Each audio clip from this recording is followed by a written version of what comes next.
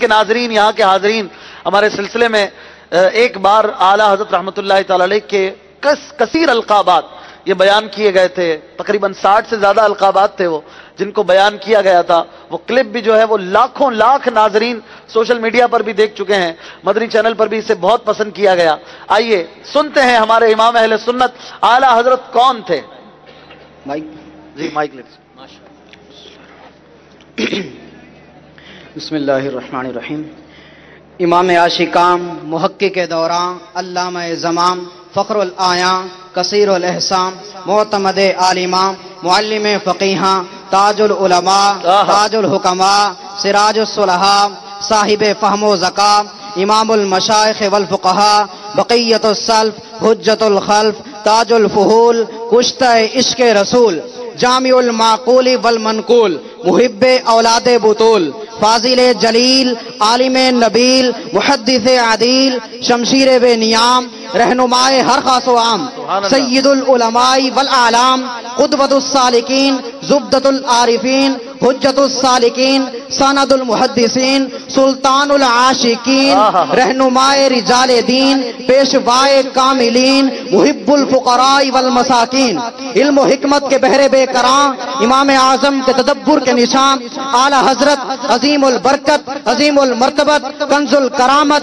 جبل استقامت، صاحب رشد و ہدایت، مخزن علوم شریعت و معرفت، وارث تاج مجددیت، مجدد میت سابقہ، مؤید ملت طاہرہ، صاحب حجت قاہرہ، مطلع انوار رحمانی، منبع اسرار سمدانی، کاشف رموز پنہانی، فانوس نور حقانی، نائب غوث جیلانی، جانشین امام ربانی، حق و صداقت کی نشانی، حجت اللہ فی الارض، علم و فضل کے دائرے کا مرکز، صاحب تحقیق و تنقیح و تدقیق و تزئین، اکابرین کی آنکھوں کی ٹھنڈک، زمانے کی برکت، آفتاب معرفت، آفتاب معرفت، مہتاب شریعت، مہتاب طریقت، محمود سیرت، اسلام کی سعادت، ایمان کی طاقت، ایمان کی طاقت، اسلام کی سعادت، اسلام کی سعادت، ایمان کی طاقت.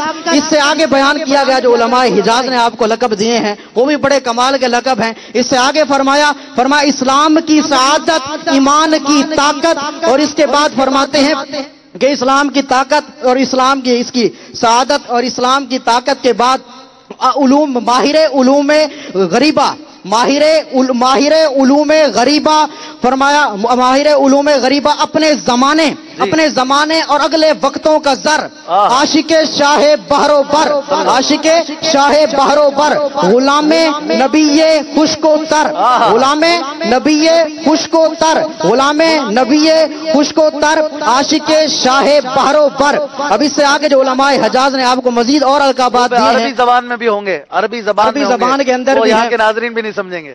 ماہر علوم غریبہ کے آگے جو مزید بیانات کیے گئے ہیں کہ اسلام کی سعادت، اسلام کی رونق، اس کے بعد مزید بیان کرتے ہوئے فرماتے ہیں کہ علم و حکمت کے اس سے آگے جو تھے وہ اعلیٰ حضرت کا نام لینا. اب آپ اعلیٰ حضرت امام اعلیٰ حضرت الحافظ، العالم، الفاضل، المحدث، المفسر، المدقق، المحقق، المفکر، المؤرخ، المتکلم، المصنف، الشاہ امام احمد رضا. امام احمد رضا، سبحان اللہ. آپ کی سیرت کا ہر پہلو جو ہے وہ بے مثال نظر آتا ہے. کوئی ایسا پہلو نہیں ہے جو آپ کی سیرت کا روشن پہلو نہ ہو. آپ کی سیرت کے جتنے بھی پہلو ہیں سارے کے سارے روشن پہلو ہیں. جیسا کہ ہمارے سلسلے میں بیان ہوئے، آپ کی سیرت کا جو پہلو اٹھایا گیا وہی بے مثال ملتا.